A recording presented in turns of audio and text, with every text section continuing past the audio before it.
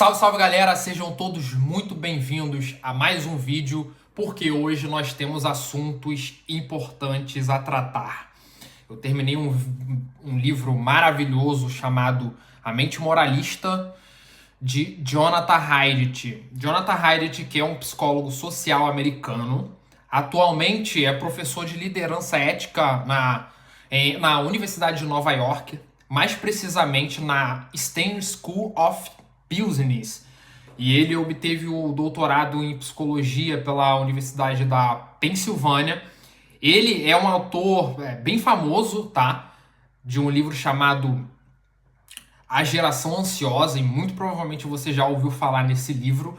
Só que ele antes já tinha escrito essa maravilhosa obra chamada Mente Moralista, que foi de 2012, tá? O livro ele tem uma mistura muito sofisticada de neurociência, genética, psicologia social e teoria evolucionária, tá? E ele traz uma mistura muito interessante de psicologia moral, e aqui moral e ética dentro do que o autor quer trazer é a mesma coisa, tá? E na tese dele, a moralidade é a capacidade humana que torna a civilização possível, beleza?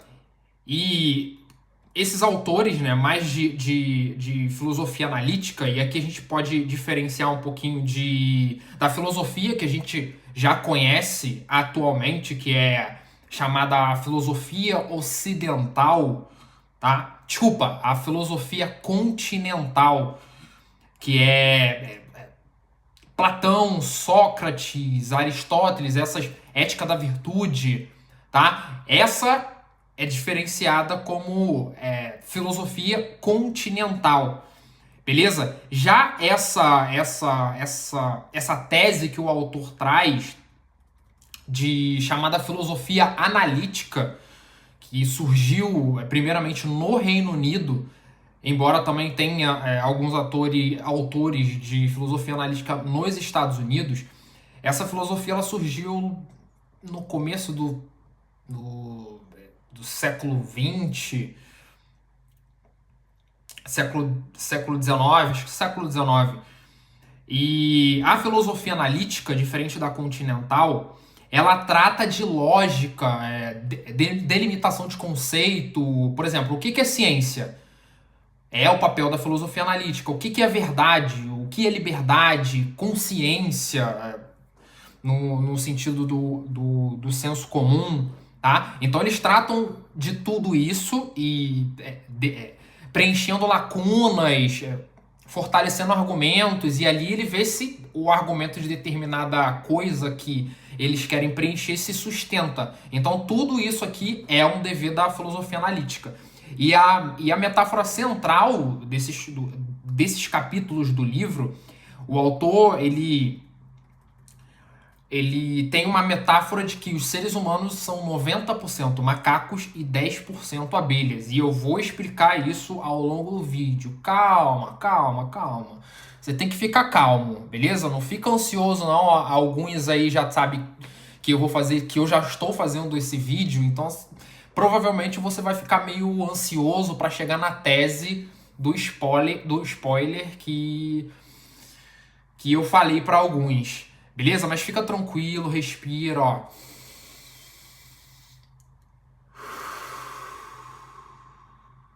Você tem que se acalmar. Fica tranquilo que eu vou chegar lá. Beleza? Então, para ele aqui, a natureza humana foi produzida por seleção natural, funcionando em dois níveis ao mesmo tempo. Indivíduos competem com indivíduos dentro de cada grupo. Então, o que são essas competições, tá? Nós somos os descendentes dos primatas que sobreviveram a essa competição, beleza? E isso nos deu um lado, digamos que feio da nossa natureza, aquela que é geralmente mostrada nos livros de evolução humana. Ok? Até aqui? Beleza? Então vamos lá. E ele diz uma parada muito engraçada que eu até coloquei aqui.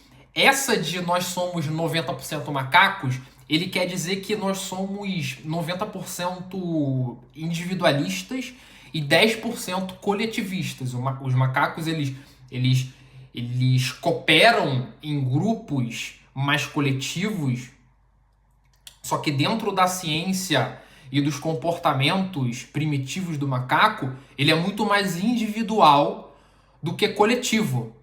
Então ele coopera coletivamente muito para benefício próprio, embora ele tenha que se beneficiar individualmente cooperando em grupo. Deu para entender até aqui? Já as abelhas, elas são extremamente coletivistas, né? Geralmente elas estão em grupo. Tem pessoas que passam anos estudando abelha e dizem que elas têm digamos que uns cantos específicos, e o autor traz isso no livro também, mas, cara, eu não vou ficar na minúcia do livro. É um livro extremamente denso e eu vou tentar explicar em poucos minutos as teses principais que o autor quer trazer. Beleza? Então a gente fica combinado até aqui. Os instintos primitivos, que são os macacos, são os individualistas. E as abelhas são o lado coletivista da coisa. Então, 90-10. A gente já sabe até aqui que nós somos muito mais individualistas do que coletivistas. Beleza? E aí ele fala uma parada engraçada, que somos realmente egoístas, somos realmente uns egoístas hipócritas com tanto talento em demonstrar virtudes que até enganamos a nós mesmos. Então fique aí com essa pequena linha de pensamento, porque eu vou continuar o vídeo. E surge aqui um sujeito no livro chamado Darwin, que é um biólogo muito famoso lá eu não sei qual século, não sei se é século XVIII dele, sinceramente eu não sei. Mas ele veio com as principais teorias biológicas, tá? E ele fala que há muito tempo os grupos mais coesivos e cooperativos geralmente vencem os grupos de individualistas egoístas. E as implicações são profundas, porque a gente não é hipócrita e egoísta sempre. E aí vai entrar a parte mais coletiva da parada e que a gente vai destrinchando de acordo com o vídeo, beleza?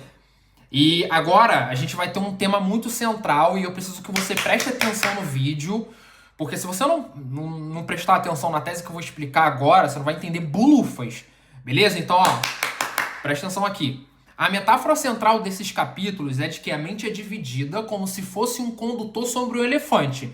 E a tarefa do condutor é servir ao elefante. Então, digamos que o condutor é a nossa...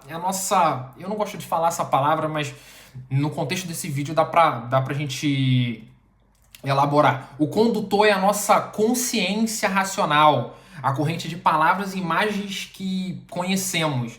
E já o elefante e os outros 99% dos processos mentais, e ele fala que aqueles que acontecem fora da consciência, mas que realmente governam o nosso comportamento, e ele elaborou essa metáfora num livro dele também, chamado A Hipótese da Felicidade.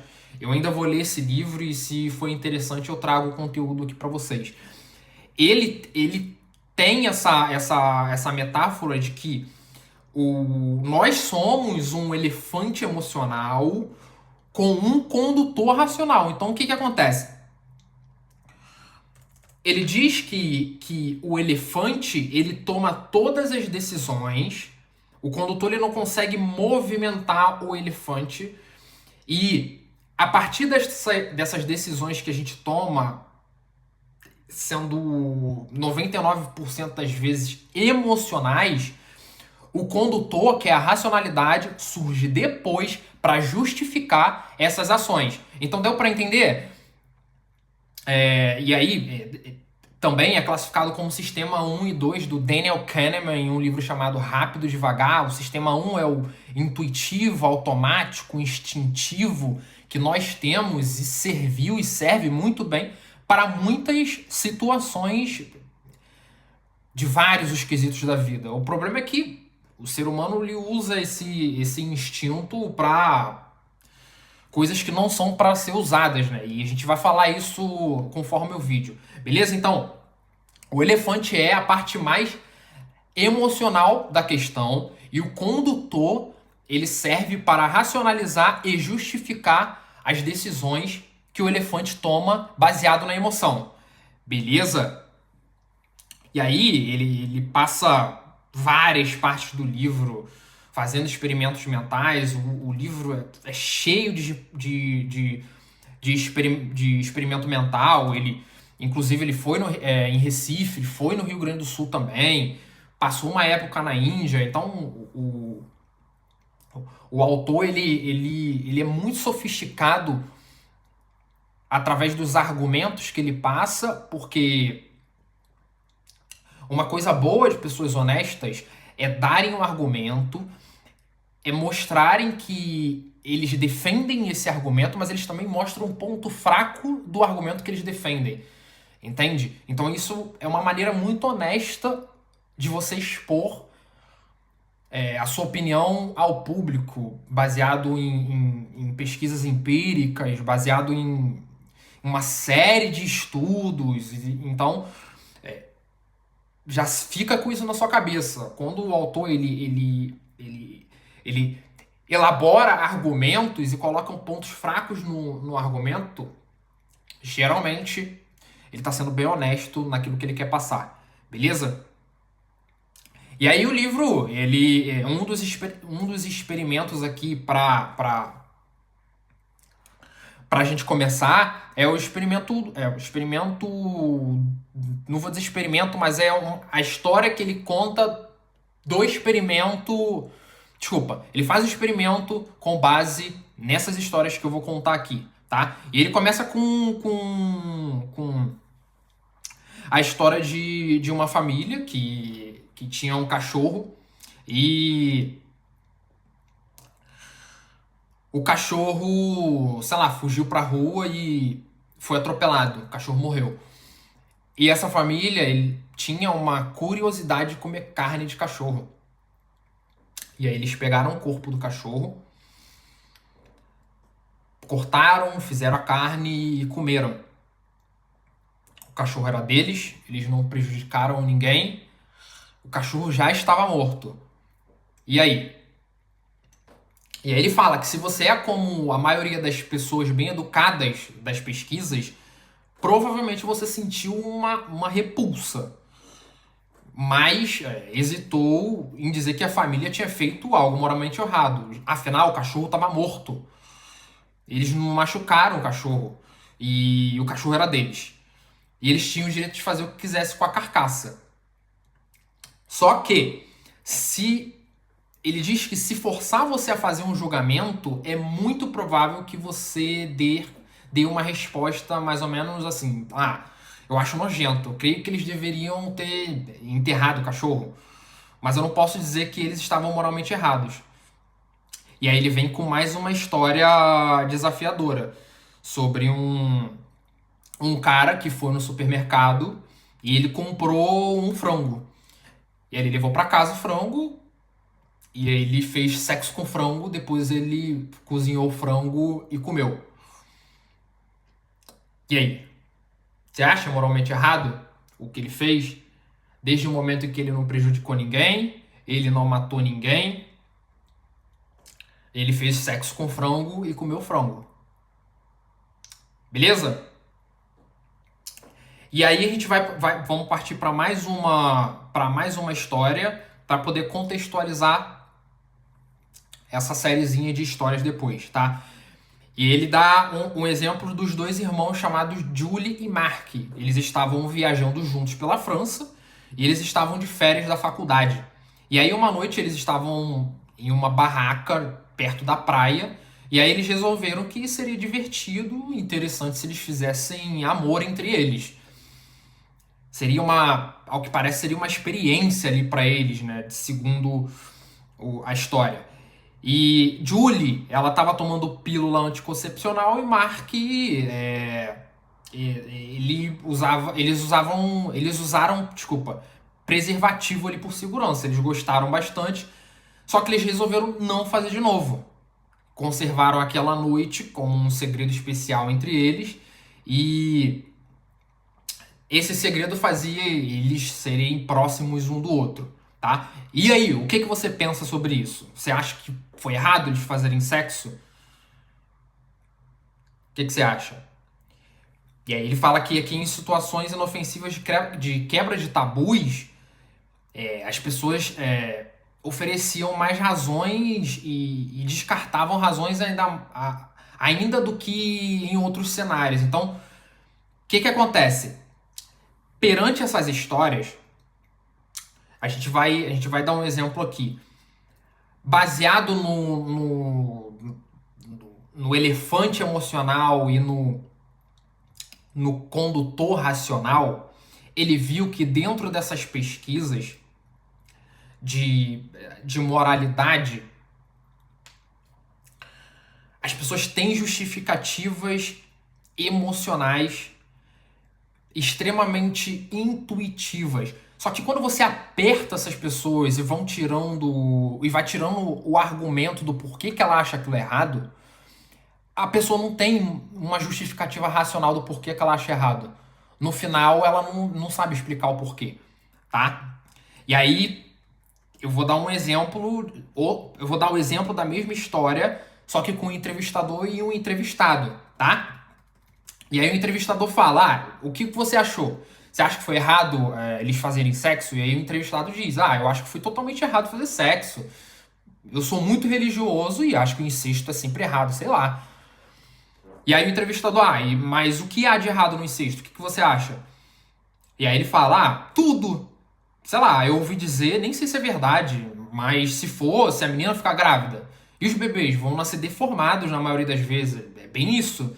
E aí o entrevistado, não, mas eles usaram preservativos e anticoncepcionais. E aí o entrevistado, sim, você já disse isso. Aí o entrevistador, então não tinha jeito da menina ficar grávida. Aí ele fala, bem, mas eu acho o sexo mais seguro, eu acho que o sexo mais seguro é fazer abstinência, mas, sei lá, só acho que é errado. Mas por que você tá me perguntando isso? Aí o entrevistador, mas é errado que eles tenham feito sexo? E aí o entrevistado, eu acho errado. E aí o entrevistador começa a apertar ele. Mas eu tô tentando entender, o entrevistador fala, eu tô tentando entender o que exatamente você vê de errado nisso. E aí o entrevistado, deixa eu ver, deixa eu pensar sobre isso. Qual era a idade dele? Aí o entrevistador, eles estavam na faculdade, tinham uns 20 anos mais ou menos. Aí o entrevistado, fez uma carinha desapontado, não sei. É apenas uma coisa que não se devia fazer. Sei lá, não era uma coisa boa. Aposto que a maioria não faz. Aí ele deu uma risada, né? Só acho que não se deve fazer. Eu não faria. O motivo é que você não é criado para isso, entende? Não é aceitável. É isso, não é aceitável. E aí o entrevistador aperta mais ainda ele, né? O entrevistador fala assim, então você não faria nada para o qual não tivesse sido criado para fazer. Por exemplo, se você não é criado para ver mulheres trabalhando fora de casa, você diria que é errado as mulheres trabalharem fora? Aí o entrevistador, cara, se enrolou mais ainda, né? Aí ele falou, bem, meu Deus, essa é difícil. Eu realmente quero dizer que não tem como mudar minha opinião. Eu não sei como dizer o que estou sentindo. Isso é muito louco.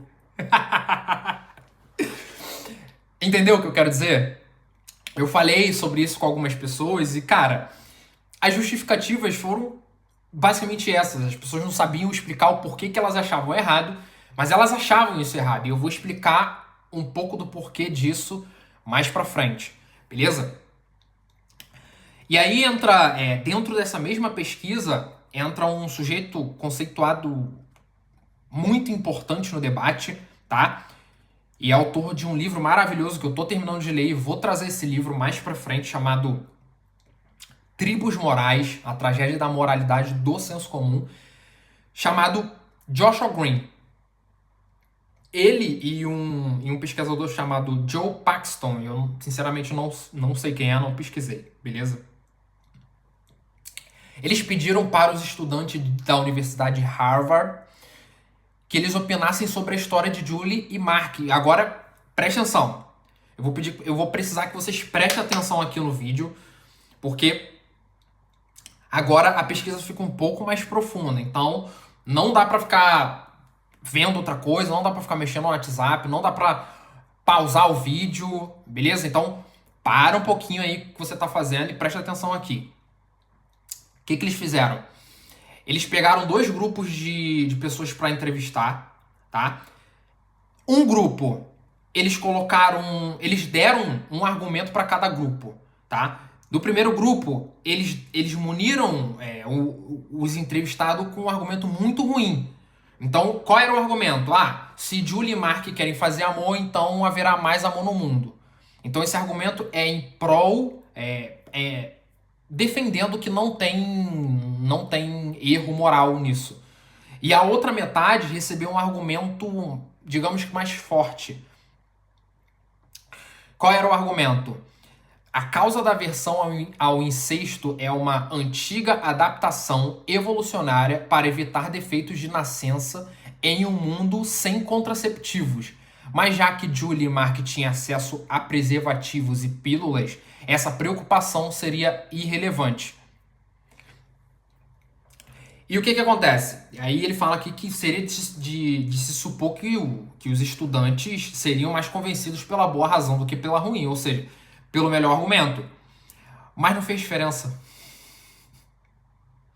O elefante, que é a parte emocional, escolhia a direção rápido. Tipo, tu ouviu a história, foi rápido. Eu contei isso pra uma pessoa, na hora que a pessoa não deixava eu terminar. Eu falava, fulano, calma, deixa eu terminar. Ou seja, a pessoa entende, foi emocional, rápido. E aí, ele fala que o elefante, ele já ia pra direção rápido que ele ouvia a história.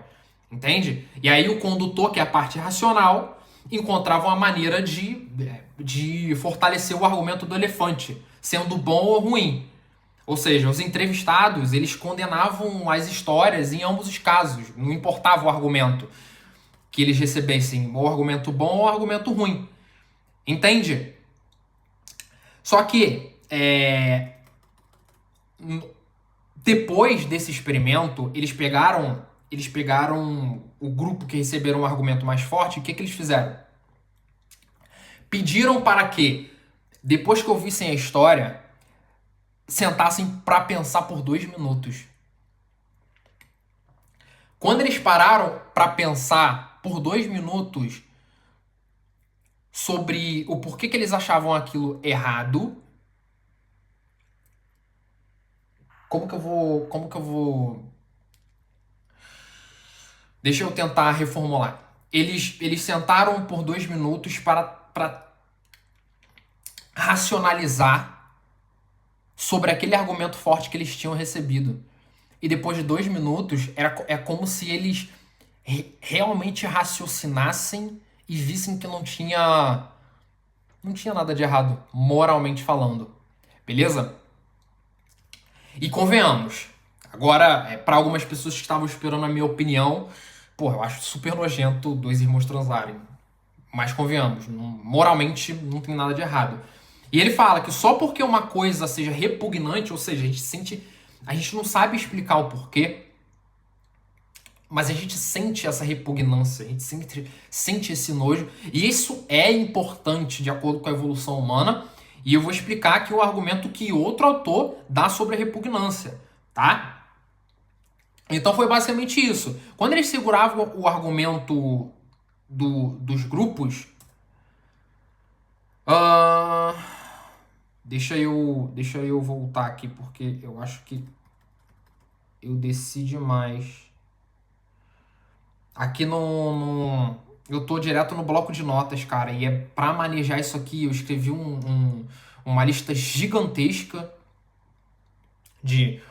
da tese, do que o autor tratou e coisas mais relevantes pra tratar pra vocês, e aí descer um pouquinho. Então, assim, quando você para pensar um pouquinho sobre isso, com aquele argumento que o autor deu, você vê que não tem nenhuma justificativa racional do porquê que você acha aquilo errado. Então você para 2 minutos e acaba raciocinando de que, caramba, embora eu sinta uma repugnância e nojo com isso, convenhamos, algo moralmente certo ou errado, e eu vou explicar isso mais pra frente, fica tranquilo. É quando a gente faz alguma coisa que prejudica outras pessoas. Entende? Então, beleza. Ou seja, aí ele fala que sob condições normais, o condutor segue o movimento do elefante, assim como o advogado segue as instruções de seu cliente. Mas se você força os dois a sentarem para uma conversa de alguns minutos, o elefante realmente se abre para o conselho do condutor e aos argumentos de fontes externas. Intuições vêm antes, e sob circunstâncias normais, elas fazem com que nos envolvamos em um raciocínio socialmente estratégico, mas há meios de tornar o relacionamento uma via de mão dupla. Então, o que ele quer dizer aqui? Embora o elefante que guia tudo, digamos que o condutor ele consegue fazer o elefante pensar melhor em suas decisões. Consegue meio que, ó, cara, eu sei que eu não consigo. Finge que eu sou o condutor aqui, tá? Falando com o elefante. Olha só. Eu sei que eu não consigo guiar o seu comportamento, mas, cara, senta aqui, ouve. Eu sei que você tá sentindo essa repugnância de que é realmente errado, é nojento, embora não tenha prejudicado ninguém dos irmãos transarem. Você pode continuar sentindo essa repugnância, o que é normal e evolutivamente selecionado, só que não prejudica ninguém, não tira a liberdade de ninguém. Eles guardaram um segredo entre eles, então não vai diminuir a felicidade. Ou seja, você poderia falar, Ivan, vai diminuir a felicidade dos pais dele. Não, mas eles combinaram de não contar pra ninguém. Isso aí é um segredo entre os dois. Não vai O bebê não vai nascer doente porque não vai ter bebê. Ela usa anticoncepcional e ele usou camisinha. Então foi algo só entre eles, não prejudicou ninguém e eles combinaram de não fazer de novo. Então convenhamos, embora sentimos essa repugnância, eu sou o condutor, tá? Estamos falando com finge que você é o elefante. Então, eu tô falando com você aqui. Embora a gente sente essa repugnância que eu também sinto, moralmente não é errado. Ok? E aí tem um autor chamado Kes, alguma coisa, Kes, eu não sei se eu consigo achar aqui o nome dele. Cara, alguma coisa Kes. Ele argumenta que os nossos sentimentos de repugnância podem nos dar um vale. Olha só, olha só. Agora você vai entender o porquê que você sente isso. O sentimento de repugnância pode nos dar um valioso aviso de que estamos indo longe demais, até mesmo quando estamos moralmente confusos e não podemos justificar os sentimentos quando apontamos as vítimas, tá? E aí ele tem um trecho muito legal que eu resolvi trazer aqui para vocês sobre repugnância. Aquele sentimento de que tem alguma coisa errada e mesmo que você não consiga explicar. Isso é importante, tá? Ele fala aqui que a repugnância, aqui como em outros lugares, se revolta contra o excesso da tolice humana, alertando-nos a não transgredir o que é indizivelmente profundo. Na verdade, nessa época em que tudo é considerado permitido, desde que seja feito livremente, em que a nossa natureza humana, dada, não mais exige respeito e que nossos corpos são considerados meros instrumentos de nossas vontades racionais autônomas, a repugnância pode ser a única voz que sobrou e nos fala para defender o núcleo central da nossa humanidade.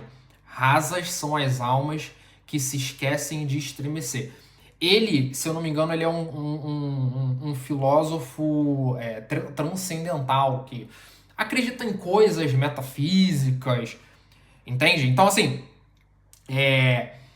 você vê que o autor, ele sofistica bastante, embora não tenha algo moralmente errado, esses exemplos que eu acabei de dar, mesmo que moralmente não seja errado você, sei lá, você fazer sexo com seu irmão, essa repugnância é algo importante de ser sentida, tal aqui como em qualquer outra coisa. Eles dão um exemplo de de roubar, por exemplo, você vai sentir essa repugnância de...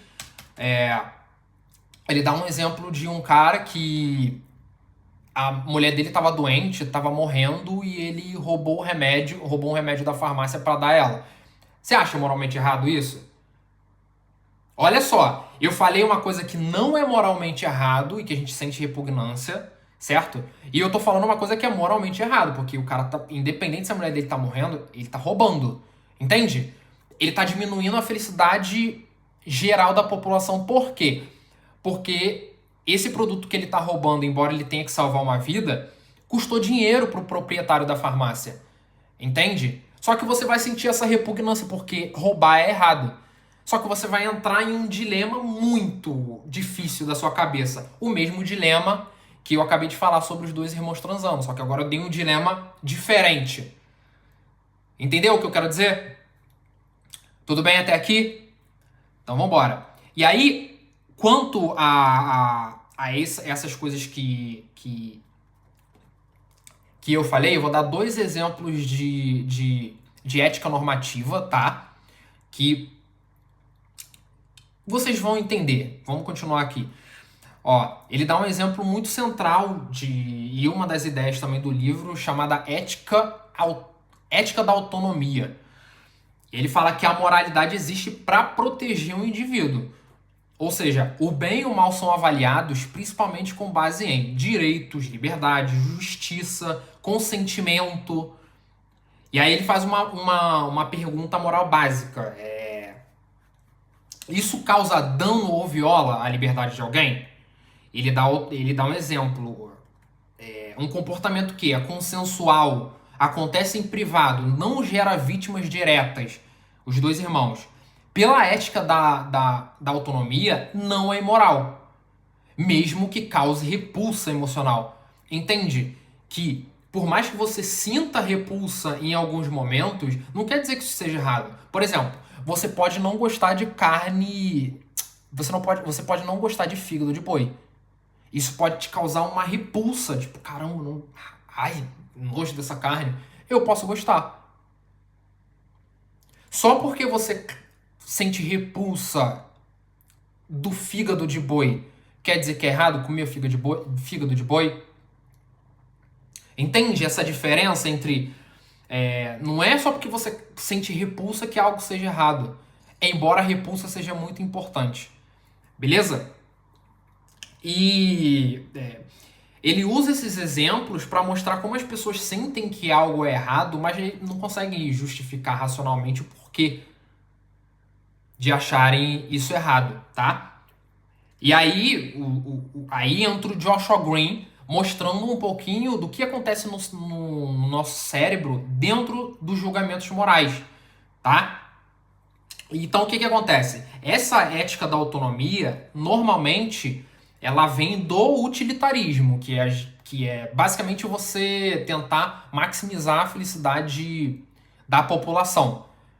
Embora exista algumas atitudes que você toma que não são certas, mas que vai dar um resultado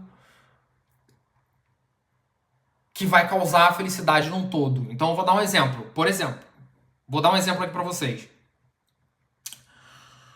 Eu aponto uma arma na sua cara. Pergunto se eu sou feio. Eu sou feio? Se você dizer que eu sou feio, eu vou te matar. Ou seja, e aí entra... a gente pode colocar a deontologia de Immanuel Kant também.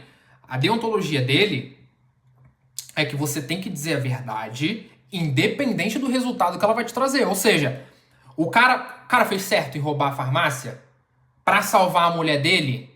Ou seja, o meio foi uma ação para justificar um final. Para Immanuel Kant, isso não é correto. Por quê? Cara, não é certo roubar a farmácia. Pro Immanuel Kant, eu tô apontando uma arma na sua cara. Se você disser que eu sou feio, você vai morrer. Mas você tá falando a verdade, porque eu sou feio. Se você mentir, pro Kant você tá errado. Dentro do utilitarismo de John Stuart Mill, mas primeiro, isso foi, digamos que, inventado por Jeremy Bentham. Só que o Stuart Mill, ele foi diferenciando um pouquinho mais conforme o tempo e talvez eu destrinche um pouquinho mais sobre isso depois, em outro vídeo. Então, essas são as duas diferenças. O deontologismo do Kant diz que você tem que dizer a verdade, independente do resultado. Ou seja, foi errado o cara roubar a farmácia para ajudar a mulher dele, que estava morrendo. Pro John Stuart Mill, os meios justificam os fins, muitas vezes. Muitas vezes. Então, talvez não seria tão errado assim o cara roubar a farmácia para salvar a mulher dele, porque ele estaria, digamos que, aumentando mais do que diminuindo a felicidade. Entende? E é engraçado, porque geralmente esses sentimentos de repugnância que a gente sente, normalmente, e o Joshua Green ele fala sobre isso, esses sentimentos normalmente nos faz fazer julgamentos deontológicos, ou seja, de dizer a verdade independente do resultado. E enquanto os julgamentos utilitaristas de que o meio justifica o final nos faz ser mais frios, mais calculistas. Então, caramba, realmente ele tinha que salvar a mulher dele. Então, o cara tava sem dinheiro, ele foi e pegou a farmácia, então ele fez certo. Entende a diferença de um e outro? E aí ele dá um outro exemplo aqui. Você deveria tirar para fora do bote salva-vidas uma pessoa ferida a fim de evitar que afundasse e os demais sobreviventes não se afogassem? O barco está afundando. Para a deontologia, você não tem que fazer isso, independente se vocês todos vão morrer. Porque se você tirar o cara que está morrendo do barco, talvez o barco volte a navegar normalmente. Ou seja, pro Kant está errado. Já pro utilitarismo, cara, azar. Você ali, um cara que já tá morrendo e você vai maximizar. Vamos supor que tem mais de 3 pessoas ali no barco. Tirou uma, já dá para melhorar novamente. Entende essas diferenças? E só que o que a gente acha certo, o que a gente acha errado, baseado nas coisas que você acredita, em várias crenças de criação e etc. Aqui e em qualquer outro lugar, isso é diferenciado dentro das culturas. Por quê? Eu vou dar um exemplo. Em países muçulmanos, é moralmente certo você ter 4 mulheres. E é moralmente errado você ter menos do que isso. Por quê? Porque você está deixando uma mulher desamparada. Só que se você vier pro Ocidente, desculpa, aqui pro Europa Ocidental, América do Norte, América do Sul, é moralmente errado você ter mais de uma mulher, ou seja, você ter 4 mulheres. Entende? O que é moralmente certo em um lugar, talvez não seja em outro.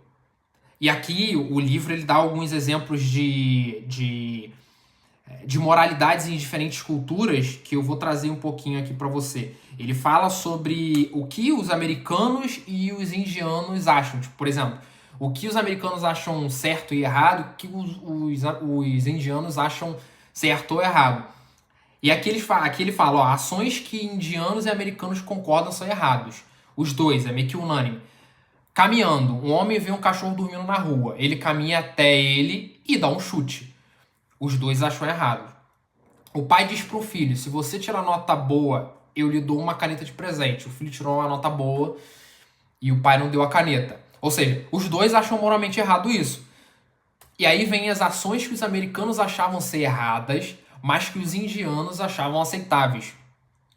Uma mulher casada foi ao cinema sozinha sem avisar o marido. Ao voltar para casa, o marido ameaçou: se você fizer isso de novo, eu bato em você. Ela fez de novo e o marido bateu nela. Abre aspas, julgue o marido. Os americanos achavam isso errado. Os indianos acham isso aceitáveis. Um pai tinha um filho e uma filha já casados.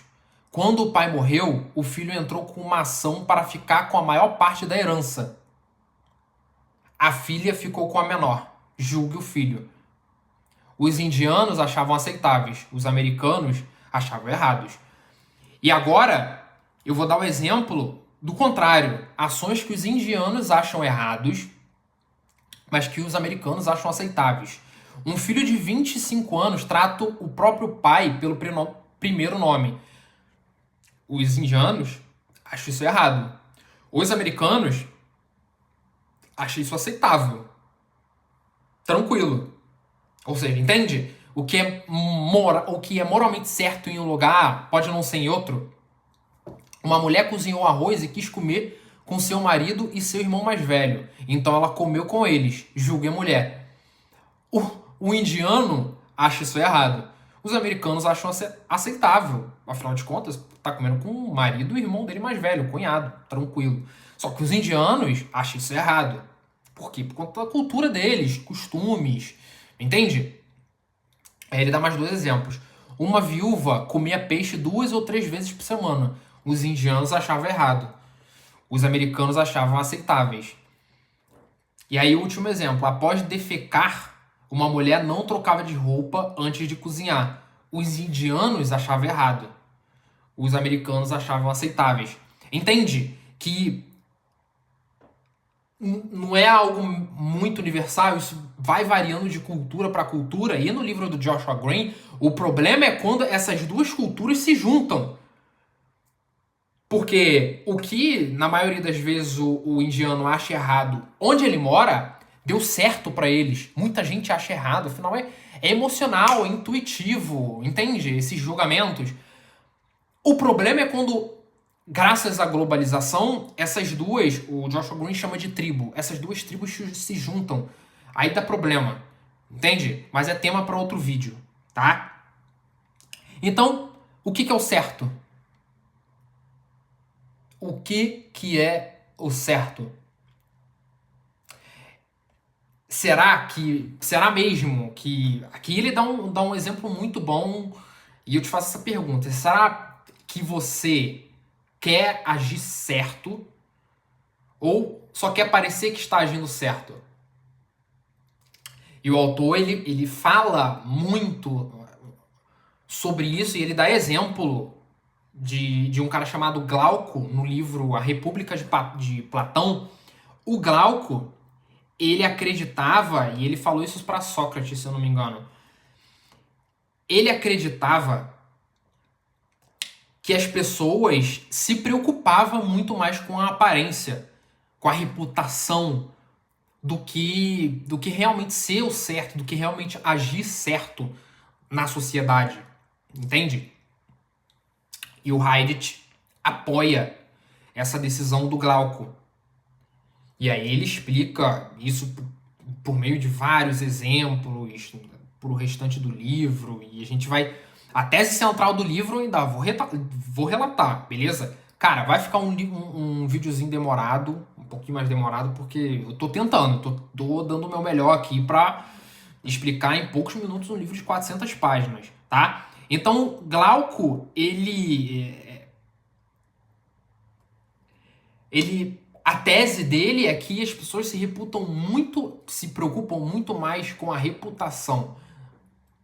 Se reputa muito mais em parecer que é do que de fato ser. Entende? E ele dá um exemplo. Essa história é bem famosa, tá? Ele dá um exemplo contando uma história chamada A História do Anel de Giges, ou Giggs, não sei, acho que é Giges, que um pastor, ele era todo certinho, e aí ele achou um anel que dava, digamos que, invisibilidade para ele. Ou seja, tudo que ele fizesse ficaria por debaixo dos panos. E aí esse pastor, ele parece que ele roubou a mulher do rei e ele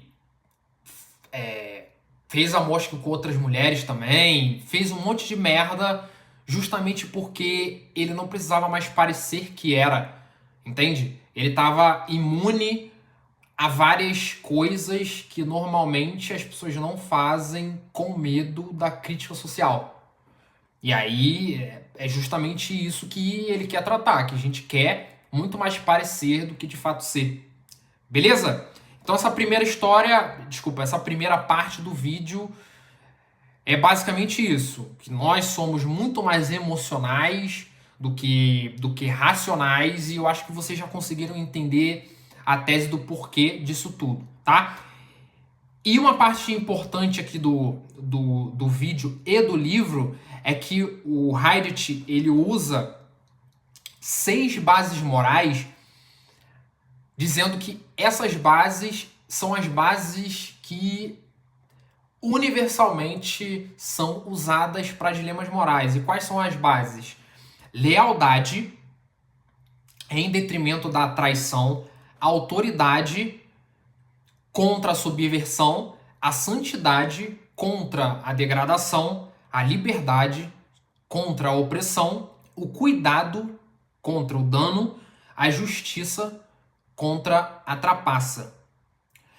E ele fala que nós, seres humanos, a gente age de acordo com essas bases morais.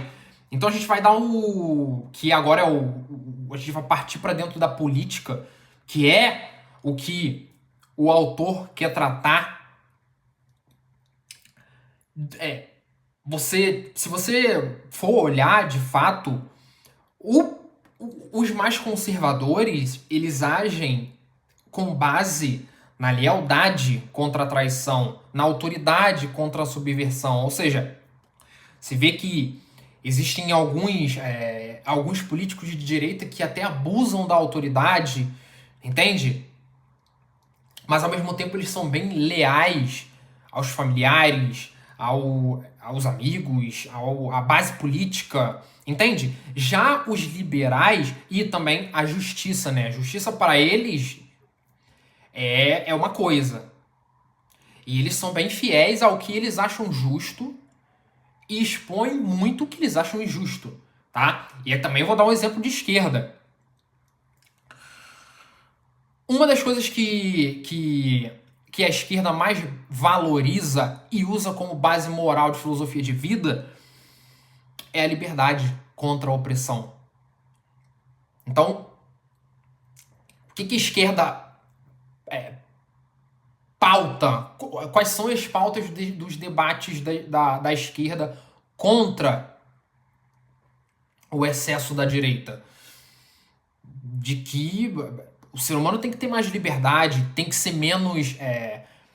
as pessoas têm que ser menos oprimidas, nós temos que ter mais liberdade de expressão, entende? Nós temos que ter mais cuidado com as outras pessoas, entende? As pessoas, os liberais, eles têm mais eles prezam por essa base moral do cuidado, e que para eles também para eles a justiça é uma coisa, e a injustiça é diferente da injustiça pautada no conservadorismo. Deu para entender? O conservadorismo trata muito de uma forma muito sofisticada a santidade, entende?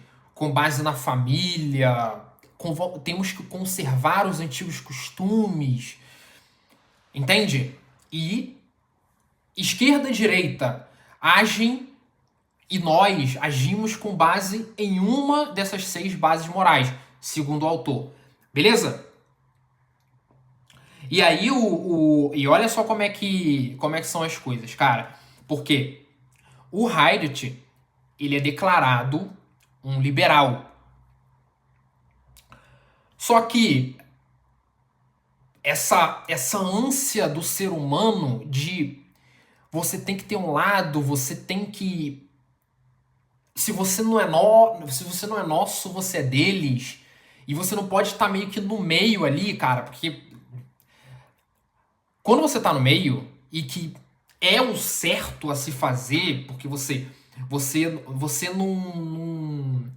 não acha que tudo é certo pautado no que você acredita em detrimento do que o seu oponente acredita que pra você é tudo errado, entende? Sendo uma pessoa que fica meio ali no meio, você consegue entender que mesmo que você apoie um determinado partido político, igual o Reddit apoia, ele é denominado um liberal, é muito honesto você, cara, você entender que depende. O partido que você apoia tem muitas falhas, muitos exageros, e o partido que o seu amigo apoia, que é diferente do seu, ou sei lá, o seu oponente, seu inimigo, também tem lados ruins, lados exagerados e lados certos. E ele fala que se você acha que a pessoa que acredita em um partido político diferente do seu é uma pessoa ruim, é uma pessoa que quer benefício monetário, muito provavelmente você está errado. Por quê? Porque independente do partido político que você apoia, é quase que universal que quem acredita no que acredita, acredita que aquilo vai causar o bem para a humanidade. Ou seja, o que eu acredito que vai causar um bem. E o que o meu oponente acredita, acredita que vai causar um bem. Não é isso de, ele é um lixo, ele é um merda, ele acredita naquilo porque é uma merda, ele é do mal, entende? Ele é maldoso. E o livro trata sobre isso. E ele escreveu um ensaio, olha só como é que são as coisas. Ele escreveu um ensaio aconselhando os democratas, ou seja, o partido que ele apoia, para que eles parassem de rejeitar o conservadorismo como patologia e começassem a pensar sobre a moralidade, além do cuidado e da equidade. Ele pediu para que eles fechassem esse abismo sagrado entre os dois partidos, fazendo o maior uso das fundações. Entende? Quais são as fundações? Que os republicanos, ou seja, os conservadores, apoiam a fundação Lealdade, Autoridade e Santidade. E não apenas as suas mensagens. Ou seja, cara, pensa um pouquinho que independente se você é um cara progressista, um cara liberal, existem coisas dentro do conservadorismo que a gente consegue apoiar e a gente consegue entender que de fato pode ser que seja melhor do que aquilo que eu acredito. Entende? Ou seja, não apoiar só as suas mensagens, mas também em seus pensamentos sobre políticas públicas e pelos maiores interesses nacionais, tá? E aí ele recebeu algumas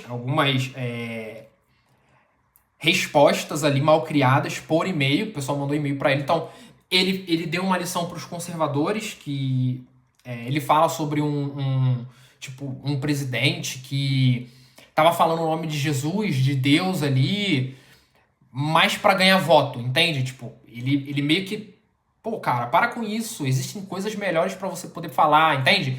E por outro lado, ele falou falou isso para os democratas, entende? Que ele tava olhando os lados ruins dos dois lados, independente de ele ter escolhido um lado. Então, o que os conservadores acreditavam? Eles acreditavam que o Jonathan não havia entendido o seu tipo de moralidade. E aí, um desses mandou até um e-mail com o título de pro Jonathan explicou essa maneira. O que ele falou? Eu voto no Partido Republicano porque eu sou contra outras pessoas, figuras de autoridade, levarem meu dinheiro, para o qual eu trabalho duro, e distribuir a quem não produz, assistentes sociais, mães solteiras, fábricas de bebês do crack que vão se tornar futuros democratas. Simples. Você é só um filósofo educado demais e de mãos macias, pago para fazer perguntas estúpidas e apresentar respostas razoáveis. Vá tomar um ácido e ler Carl Jung. Carl Jung é um psicólogo. É um psicólogo de lá de trás. Ele meio que é tipo, você tá viajando na maionese. Entende? Já os liberais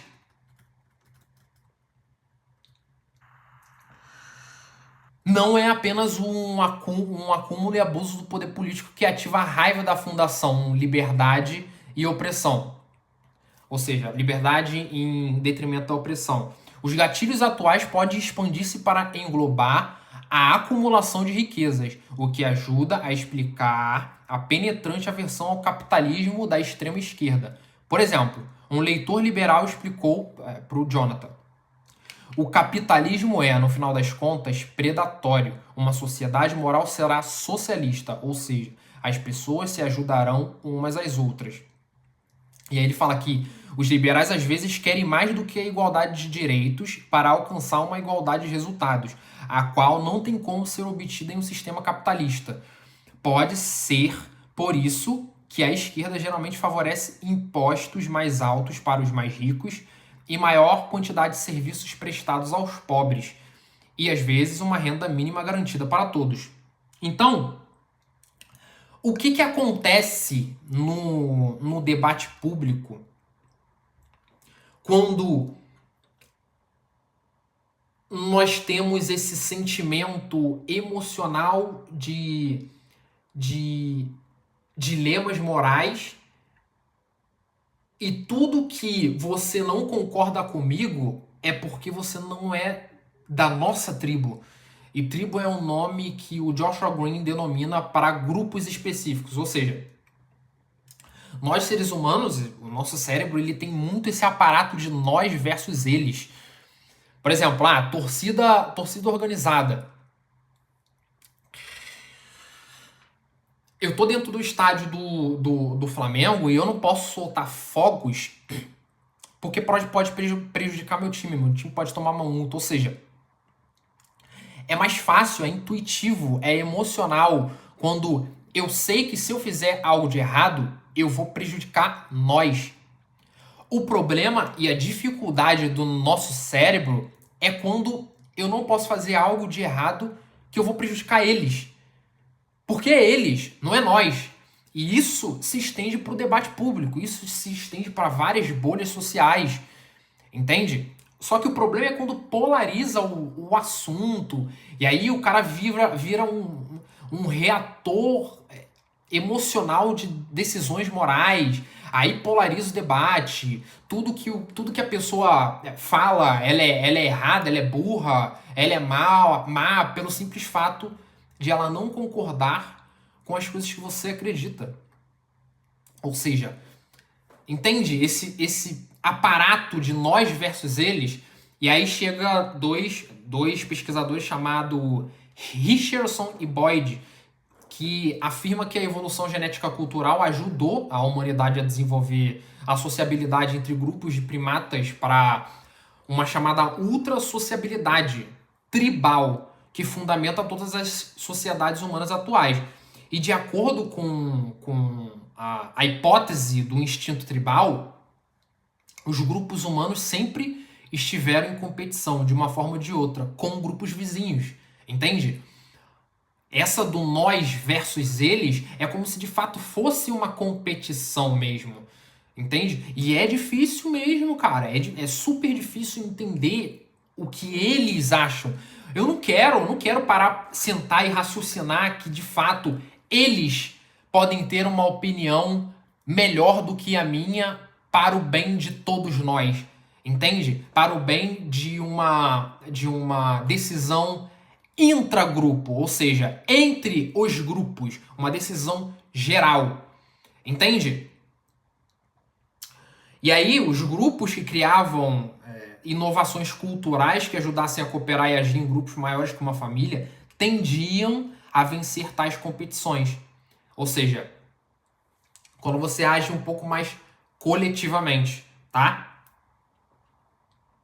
E aí, os grupos, né, de acordo com a evolução, inventaram marcas mais permanentes que poderiam forjar uma sensação de nós, entende? Tipo, sei lá, grupos, religião, entende? Coisas que você pode se juntar mais coletivamente e se sentir em casa, entende? E isso foi se estendendo de acordo com a evolução humana, entende? E ele diz que a gente, esses pesquisadores dizem que nós contamos com esses grupos, cooperamos mais com pessoas que se pareçam com nós, que falam como nós, e a gente conta com essas pessoas para compartilhar nossos valores e normas. E isso foi se estendendo de acordo com a evolução humana. E olha que legal, na Assembleia Francesa de 1789, ou seja, século XVIII, os delegados que preferiam a preservação, que é preservar os costumes, ou seja, o conservadorismo, eles estavam sentados à direita da Câmara. E enquanto aqueles que preferiam a mudança, eles ficavam à esquerda. E aí os termos esquerda e direita representam esse conservadorismo e liberalismo desde esse dia. Olha que legal. Olha como é bom estudar e descobrir essas coisas. É muito gostoso. Fecha aspas. E desde Marx, que para quem não sabe foi um cara muito conceituado dentro do coletivismo. Acho que foi, se não me engano, foi ele que foi um dos fundadores, tá? Ele assume que as pessoas escolhem as ideologias, olha só, para justificar seus próprios interesses. Os ricos e poderosos querem preservar e conservar. Os camponeses e trabalhadores desejam mudar as coisas, ou desejariam, ao menos, caso tivessem as consciências despertadas para atender seus próprios interesses. Dizem os marxistas. Então, mesmo que a classe social tenha sido uma boa indicadora de ideologia, essa ligação tem sido amplamente questionada atualmente, pois os ricos se dividem entre os industriais, quase todos de direita, e os bilionários tecnológicos, quase todos de esquerda. E os pobres também, entre os rurais, quase todos de direita, e os urbanos, quase todos de esquerda. Aí você vê, cara, que a divisão ideológica ela está dividida entre diferentes níveis hierárquicos, entende? E aí quando olha só que interessante, cara, presta atenção aqui. Quando os cientistas políticos perceberam isso, eles descobriram que atender aos próprios interesses é uma referência muito pobre para indicar opiniões políticas, entende? Se você for pautar uma opinião política com base naquilo que te interessa, cara, o argumento enfraquece, porque não é algo pensando num todo, é muito mais pensando em você. Você vai agarrar esse argumento político para justificar aquilo que você acredita, ou seja, racionalizar aquilo que você escolheu emocionalmente. Você vê que tudo começa a fazer sentido? E aí, durante a maior parte do final do século XX, os cientistas políticos acreditaram, em teorias vazias nas quais as pessoas herdavam as ideologias dos pais ou dos programas de televisão que assistiam. Alguns cientistas políticos chegaram a dizer que a maioria das pessoas estariam tão confusa quanto a questões políticas que nem teriam realmente alguma ideologia a defender. Ou seja, cara, é bom você prestar atenção aí, porque pode ser que você esteja defendendo um certo partido político porque teu pai acredita, ou porque você viu na televisão. Você não conseguiu pensar racionalmente sobre o que o partido que você defende acredita, se ele de fato tem pontos fracos e pontos fortes, o que normalmente há. Entende? Você meio que agarrou emocionalmente,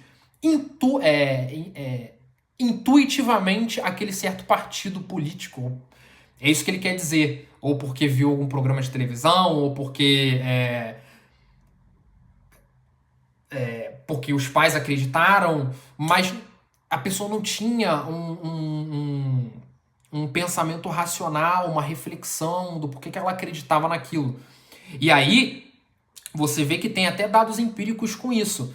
Na época lá de 2022, nas eleições do Brasil, tinha algumas pesquisas que essas pesquisas, por exemplo, as pesquisas que estavam normalmente sem o Lula, o Bolsonaro liderava tipo com uma certa sobra, em detrimento dos outros políticos. E o partido e as pesquisas que estavam sem o Bolsonaro, elas lideravam da mesma forma que as pesquisas que lideraram sem o Lula. Ou seja, era meio que, tipo, a pessoa que vota no Bolsonaro, quando não tinha o Bolsonaro, ela tava votando no Lula. E a pessoa que votava no Lula, quando não tinha o Bolsonaro na pesquisa, ela meio que tava votando ou seja, e vice-versa, entende? A pessoa meio que não defendia, ela tava indo, mas porque a maioria, esse aqui tá sendo mais votado, vou votar nesse. Esse aqui tá sendo mais votado. Ou seja, a pessoa não tinha um pensamento racional do porquê que ela tava votando em tal político. Isso acontece muito, muito, muito, não só no Brasil, em vários outros países também. Entende? E aí, o Haidt, ele defende, depois dessas coisas que eu falei aqui, ele defende que o crescente maniqueísmo, o que é maniqueísmo? É tudo que eles pensam é errado, é burro, é mal, e tudo que a gente pensa é bom. Isso é maniqueísmo, entende? Eles não podem pensar, sei lá, sobre algo bom ou sobre algo melhor do que eu penso. O maniqueísmo é que tudo deles é mal e tudo nosso é bom. Ou seja, o crescente maniqueísmo da vida política americana não é algo que possamos resolver assinando compromissos e prometendo ser mais legais. Nossa política se tornará mais civilizada quando encontrarmos maneiras de mudar os modos de eleger os políticos, as instituições e os ambientes em que convivem. Entende? Porque se for pautar nessa questão de tudo que é deles é mal, ou tudo que é extremo, entende? O que eu acredito não tem nada de errado, o que eles acreditam tem tudo de errado, cara. Se continuar dessa forma, cara, realmente fica muito difícil pautar o debate, entende? E aí, cara, a gente vai começar a falar um pouquinho, já chegando aqui nos finais do vídeo, em como argumentar com pessoas em debates mais saudáveis, algo que realmente vai contribuir para o crescimento da sociedade, não algo para inflar o ego de quem está debatendo. Rami diagnosticou esse problema, que ele fala que o raciocínio é uma fonte da qual um debatedor retira suas crenças básicas. É esperar em vão, sob qualquer lógica, que o que não desperte sentimento possa convencê-lo a aceitar princípios mais sólidos. Então, baseado nos nossos instintos emocionais, o que ele quer dizer aqui? Que quando a gente entende, baseado em dados empíricos, que uma pessoa tem uma opinião não muito boa, a gente tem que entrar no sentimento dessa pessoa. Entende? Tal como uma pessoa que se tornou muito sua amiga, entrou de alguma forma no seu sentimento, você teve uma ligação sentimental com ela. No debate é meio que a mesma coisa. Entende? E ele fala, aí já vem o Jonathan falando para você ficar de olho nas intuições. E para você não encarar os argumentos morais das pessoas como se fossem valores em si mesmo. Ou seja, tipo, uma coisa que essa pessoa tá falando, para você não encarar que aquilo é ela, entende? A opinião, ou um debate que a pessoa levanta e você já acha que é a opinião da pessoa, entende? Tipo, calma, calma. Ele fala que geralmente não passa de construções feitas de improviso, ou seja, preparações para alcançar um ou mais objetivos estratégicos durante uma discussão. Ele fala que se você quiser mudar a opinião de alguém, você tem que falar com o elefante primeiro, falar com a parte emocional dela primeiro, para meio que, entende, massagear ali o ego, justamente para tentar aumentar ali o debate e levar para um lado positivo, tá? E ele fala que você tem que usar ali as ligações de 3 e 4 do modelo intuicionista para provocar as novas intuições, não novos raciocínios. E aí entra um sujeito chamado Dale Carnegie, que ele fala que foi um dos maiores hipnotizadores de elefante de todos os tempos. Aí tá no livro, né, Como Fazer Amigos e Influenciar Pessoas, que ele fala que a gente tem que evitar confronto. Em vez disso, ele aconselha a gente a começar no modo amigável, sorrir, ser um bom ouvinte, nunca dizer que a pessoa tá errada. Não, você tá errado. Não. Longe disso. Porque dependendo da forma com que você quer mudar a opinião da pessoa, cara, tem até estudos científicos mostrando que, pelo contrário, provavelmente você vai fortalecer aquilo que ela já acredita. E aí, o objetivo do Dale é realmente de promover o respeito, o calor humano, a abertura ao diálogo, antes de apresentar a posição. Ou seja, você meio que vai mexendo com o sentimento da pessoa, fazendo a pessoa ter um certo carinho por você, para aí você tentar mudar o argumento dela com base num argumento mais sólido. Entende? E essa é a famosa ligação 4 da persuasão social, que é o Dale Carnegie, a fim de preparar o terreno antes de tentar usar a ligação 3 de persuasão racionalizada, tá? Então, no final do livro aí, o Hyde te traz 2 lições muito importantes, tá? Ele fala que se você trouxer algo para casa dessa viagem, então, ó, presta atenção aqui. Se você trouxer algo desse vídeo para casa, o Hyde te vai sugerir que você tem que ser a imagem de si mesmo e de todos ao seu redor, como sendo um pequeno condutor sobre um elefante muito grande. Pensar assim pode torná-lo mais paciente com outras pessoas. E quando você se pegar inventando argumentos ridículos de justificação, você pode ir mais devagar antes de se livrar de outras pessoas só porque pode facilmente refutar argumentos delas. Ou seja, quando você sabe que uma pessoa tem um argumento nada a ver, ou quando você vê que o argumento é totalmente pautado em decisões emocionais e que não tem nada a ver com dados empíricos, você não precisa, entende, atacar aquela pessoa só para se sentir melhor. O que ele fala aqui? É bom você tentar entrar no sentimento da pessoa ali e aos poucos tentar mudar isso, porque tem até estudos científicos dizendo que pela forma que você tenta mudar a opinião de uma pessoa, pode acontecer o resultado inverso. Você pode fazer a pessoa acreditar ainda mais naquilo que ela acredita, por mais que seja algo sem sentido nenhum. Beleza?